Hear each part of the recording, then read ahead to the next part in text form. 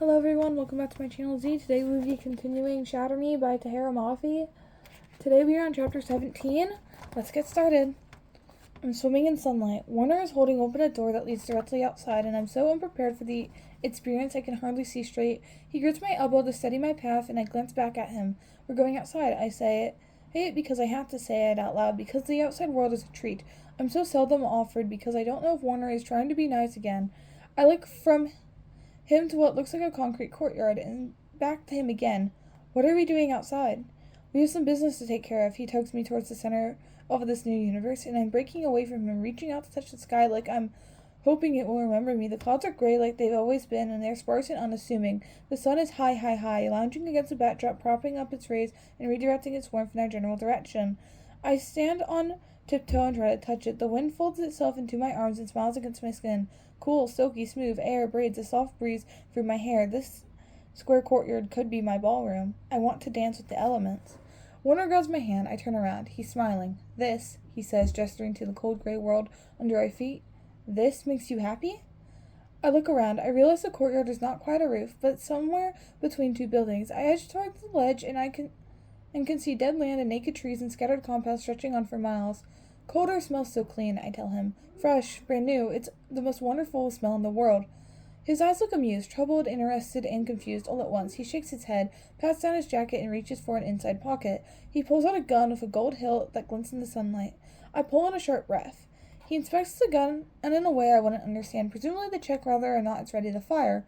He slips it into his hand, his finger poised directly over the trigger. He turns and finally reads the expression on my face. He almost laughs.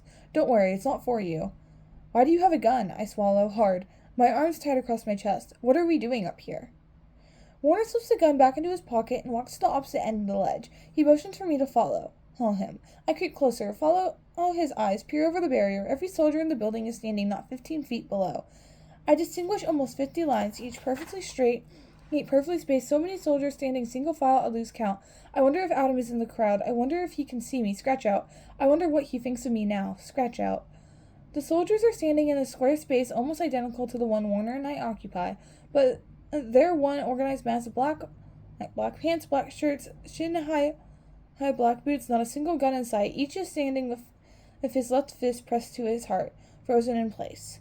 Black and gray, and black and gray, and black and gray, and bleak. Suddenly, I'm acutely aware of my impractical outfit. Suddenly, the wind is too careless, too cold as it slices its way through the crowd. I shiver, and it has nothing to do with the temperature. I look for Warner, but he has already taken his place at the edge of the courtyard. It's obvious he's done this many times before. He pulls a small square of perforated metal out of his pocket and presses it to his lips. When he speaks, his voice carries over the crowd like it's been amplified. Sector 45. One word, one number. The entire group shifts. Left fist released, dropped to their sides. Right fist planted in place on their chest. They are an oiled machine working in perfect collaboration with one another. If I weren't so apprehensive, I think I'd be impressed. We have two matters to deal with this morning. Warner's voice penetrates the atmosphere, crisp, clear, unbearably confident. The first is standing by my side. Thousands of eyes snap up in my direction. I feel myself flinch. Juliet, come here, please. Two fingers bend in two places to beckon me forward. I inch in the view. Warner slips an arm around me. I cringe. The crowd starts. My heart careens out of control. I'm afraid to back away from him. His gun is too close to my body. The soldiers seem stunned that Warner is willing to touch me. Jenkins, would you step forward, please? My fingers are running a marathon down my thigh. I can't stand still. I can't calm the palpitations crashing my nervous system. Jenkins steps out of line. I spot him immediately. He's okay. Dear God, he's okay. Jenkins had the pleasure of meeting Juliet just last night, he continues. The tension among the men is very nearly tangible. No one, it seems, knows where this speech is heading, and no one, it seems, hasn't already heard Jenkins' story, my story. I hope you will greet her with the same sort of kindness, Warner adds. She will be with us for some time and will be a very valuable asset to our efforts. The re-establishment welcomes her. I welcome her. You should welcome her. The soldiers drop their fists all at once, all at exactly the same time. They shift as one, 5 steps backwards, 5 steps forward, 5 steps standing in place. They raise their left arms high and curl their fingers into a fist, and fall on one knee. I run to the edge, desperate to get a closer look at such a strangely choreographed routine. I've never seen anything like it. Warner makes them stay like that, bent like that, fists raised in the air like that. He doesn't speak for at least 30 seconds, then he goes. Good. The soldiers rise and rest their fists right on their chest. Again. The second matter at hand is even more pleasant than the first, Warner continues, though he seems to take no pleasure in saying it. Delalu has a report for us. He spends an eternity simply staring at the soldiers, letting his few words marinate in their minds, letting their own imaginations drive them insane, letting the guilty among them tremble in anguish. Warner says nothing for so long. No one moves for so long. I begin to fear for my life despite his earlier reassurances. I begin to wonder if perhaps I am the guilty one, if perhaps the gun in his pocket is meant for me. I finally dare to turn in his direction. He glances at me for the first time, and I have no idea how to read him.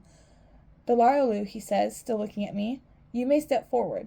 A thin, balding sort of man in a slightly more decorated outfit steps out from the very front of the fifth line. He doesn't look entirely stable. He ducks his head an inch. His voice warbles when he speaks. Sir. Warner finally unshackles my eyes and nods, almost imperceptibly, in the balding man's direction. Delalu recites, We have a charge against Private 45 B76423 Fletcher Seamus. The soldiers are all frozen in line, frozen in relief, and in fear and anxiety. Nothing moves, nothing breathes. Even the wind is afraid to make a sound.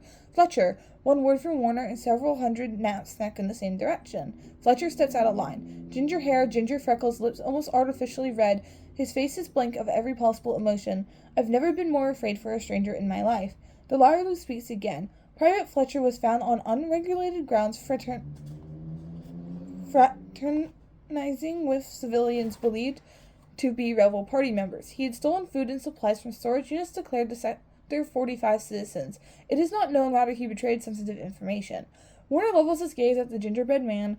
Do you deny these accusations, soldier? Fletcher's nostrils flare. His jaw tenses. His voice cracks when he speaks. No, sir. Warner nods, takes a breath, and shoots him in the forehead. Okay, everyone, that's the end of chapter 17. I hope you enjoyed this video. Please like and subscribe. I'm trying to get to 15 subscribers by the end of August. Thank you. Bye.